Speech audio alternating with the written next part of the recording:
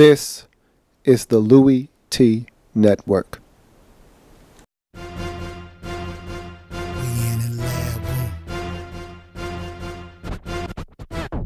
Man, I love some football. Man, I love some football. My favorite week is week 1, cause I'm watching football. First comes the preseason, and I don't take a day off. And then it gets even better when your team makes the playoffs. 32 teams go hard for one thing. They work for one thing. That Super Bowl ring. 32 teams go hard for one thing. They work for one thing.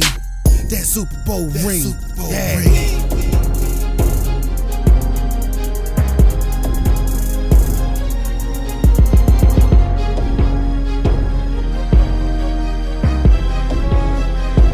We in the lab room.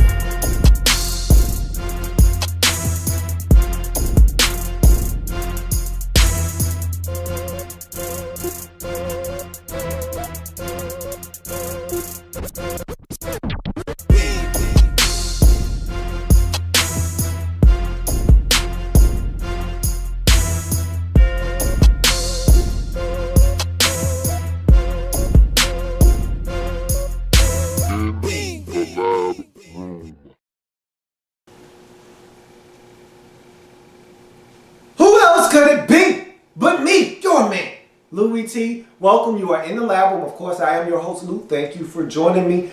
Week number 8 in the National Football League. Cincinnati Bengals at home hosting the Baltimore Ravens. Ravens looking to avoid the season sweep as Cincinnati was able to get this Ravens team in M&T Bank Stadium week number 1. So they're looking to exact a measure of revenge and stay atop this division. Coming into this game, Ravens on top with a 5-2 mark. Meanwhile, Cincinnati looking to bounce back from that ugly loss a week ago where they were blanked in Indy 27-0. And they've struggled of late. Haven't won a game in 3 weeks, so they're looking to get off the schneid here. Should have won the game when they tied with Carolina. Didn't get it done last week as they were absolutely shellacked in that game versus the Indianapolis Colts. And now they are looking to rebound at home, a place that's been pretty good to them.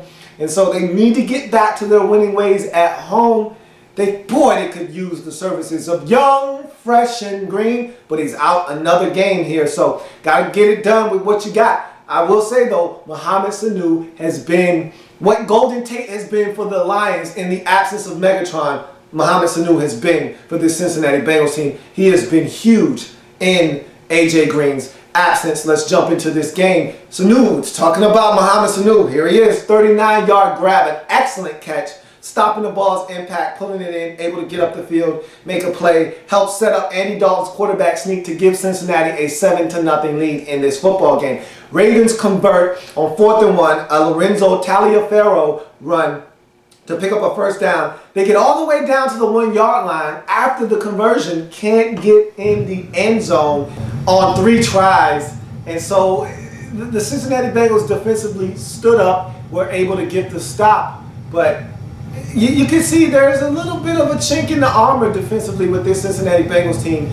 And I'm a little worried about their defense. They're not getting the pressure that they used to on the quarterback. They're not stopping the run as effectively as they used to. They're giving up points. We saw that against Carolina. Carolina went up and down the field. And you can tell me about the injuries that they might have sustained and how, Burfoot might have been out or not. Look, I don't want to hear any of those excuses. Teams have injuries. You've got to overcome them. This team just isn't as good as it once was defensively.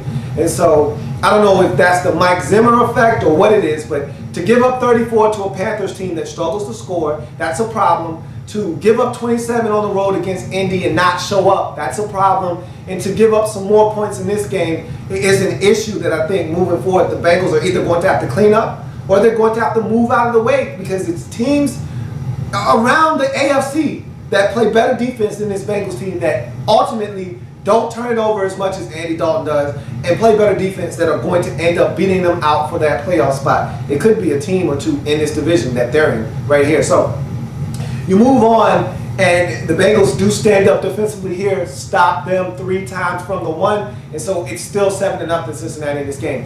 Penalty, and these are more mistakes. Again, The teams that make the less mistakes in this league usually win football games on a more consistent basis. Part of the reason why Cincinnati has been struggling are all the mistakes, whether it's turnovers, drop passes, or penalties, or whatever it may have you. They're making a lot of mistakes. In this game, there were a lot of mistakes. They should have won this game comfortably, to me. They should not have been in a situation where you're biting your nails and having had the officials bail you out to secure a W. They should have won this game going away. And here are some mistakes that stop them potentially from making some moves to maybe extend this score out. You got some penalties costing them in this game early. You got an offsides on Robert Gathers that extends a drive for the Ravens. And it was 3rd and long. And his penalty makes it 3rd and manageable. They end up picking the first down up. And so even if they don't score any points off of that and they get a fresh set of downs, maybe they pick up another first down or 2 and then have to punt and flip the field position. These are mistakes that maybe go unnoticed, go unchecked. But they are mistakes nonetheless that are avoidable, that if you just pay attention to the small, minute details, you don't have these issues. Then you move on. You have a holding penalty that negates a first down. Greg Little, who I thought really played a really good game here, and he's been bouncing around from team to team. This might be his last chance in the league. And he looks really good in Cincinnati right now. He catches a pass on the sidelines, gets a huge gain, picks up a first down, holding, bring it back, no first down. You end up having to punt the football. Again, you don't know what could happen after you get a first down to sustain a drive. If you pick up a first down, all bets are off. You might score a touchdown on the next play. Play action fake, up top, touchdown. You don't know what's going to happen. But you need to be able to afford yourself first downs. Cincinnati took that away from themselves when they picked up the penalty. Then you have another holding penalty on Andre Smith that takes away a huge game right before the half, and so Cincinnati gets no points out of the deal. So the Ravens add 2 field goals before the halftime break. It's 7-6, Cincinnati up in this game. Again, Cincinnati had opportunities. They gave the Ravens opportunities by extending drives with that penalty that Gathers had, ended up giving up a field goal on that possession to the Ravens when they were going to have to punt. You got the holding penalties that negated gains that could have sustained drives for the Cincinnati Bengals, maybe even put up some points. You never know, but you won't find out because you didn't give yourself the opportunity. So it's only 7-6 at the halftime break, even though it feels like a game that Cincinnati has dominated to this point. You go to the second half. Emmanuel Lemire with an opening possession 3rd quarter interception of Joseph Flacco. And so that is followed by a 25-yard Mohamed Sanu reverse. And then that helps set up a Giovanni Bernard 1-yard touchdown run. Cincinnati now up 14-6 in this game. Flacco picked off for the 2nd consecutive possession. He's picked off, as this time he's picked off by the cornerback formerly known as Pac-Man. And something weird happened on this play. Torrey Smith looked like he was running a route. He collides with a collides with a Cincinnati Bengals defender, and he just pulls up lame. I don't know if it was his hand or what happened, but he just stops. It had to hurt because players don't give up on plays like that unless something really went wrong. And so, I mean, he doesn't even care what's going on at this point. So he hurt something. And he's just standing there flexing his wrist or something. And Joe Flacco is expecting him to continue on his route, which he doesn't. Throws the football, and Adam Jones is able to step in. And so the Cincinnati Bengals are in business again. They get a field goal out of that deal. And so it's 17-6. Looks like they're trying to run away with this game. Ravens say, no, you don't. You're not getting away from us that easily. Ravens respond with a 9-play, 79-yard touchdown drive, capped by a 10-yard Lorenzo Taliaferro touchdown run. They convert the 2-point conversion, and now all of a sudden, we got us a ball game, folks, 17-14. And this is what I'm talking about with Cincinnati. Last year, this game is done. You spot them an 11-point lead at that point with the momentum that they had gained just now. And I'd like to think that they would put this game away. The Ravens weren't going to run the football and dominate a possession and get down the field and get in the end zone and then tack on a 2-point conversion and cut it back down to 3. I don't see the Cincinnati Bengals doing that last year, but this year it's a little different. It's not the same intensity defensively. They're not as tough and stout up front. I just don't like what I'm seeing from this team right now. I don't really know. I can't put my finger on it what the problem is but there's definitely something going on defensively with this team. So, nonetheless, 17-14, Bengals still up, but now the Ravens are back in this football game. Cincinnati starts the fourth quarter off with a Mike Nugent field goal.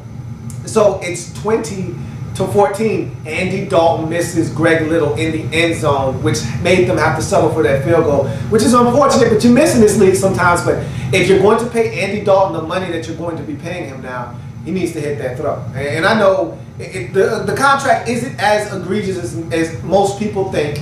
It's actually a reasonable deal, but you're paying him franchise quarterback money. I need him to make a franchise quarterback throw right there and get that touchdown and not have to settle for a field goal, which allows the Ravens to hang around in this football game at 20-14. Andy Dalton sacked by Haloti Ngata, and this is Andy for you. This is handy dandy Andy for you right here. He can do this. Andy can be a klutz at times. He's being special here.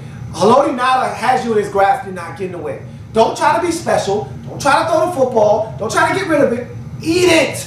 Eat it. Yum, yum. Eat him up. Eat the football. No. He wants to be special. Ngata says, nah-uh. Puts the football on the ground. There's Dalton. Scooped up by the Ravens. And Darryl Smith gets it all the way down to the Cincinnati 11-yard line. And on the very next play, Lorenzo Taliaferro takes it in the end zone. Again, no resistance from this Cincinnati Bengals defense. All of a sudden, it's 21-20. The Baltimore Ravens have taken the lead for the first time in this game, and they're feeling damn good about themselves. They look like they were dead in the water at one point. Down 11, all of a sudden, they're ahead. And not only was Cincinnati on the move, but that just changed the whole complexity of this game. So now you're down. Andy Dalton right now is the GOAT. But this is also why you pay Andy Dalton the money you're paying him. Sanu is stripped of the football, and you know sometimes when it's going bad, it's going bad. And so Mohamed Sanu stripped of the football on the next play from scrimmage, as Cincinnati is all out of whack, and Baltimore. But the defense did step up this time, stops the Ravens from getting in the end zone, forces them to kick a field goal, and so now it's 24-20, and you need a touchdown now. So you need Andy to shake off the turnovers. Even though that second one wasn't his fault, doesn't matter. Need him to shake it off and go make a play, and that he does. 53-yard catch by Mohamed Sanu. Beautiful throw by Andy Dalton.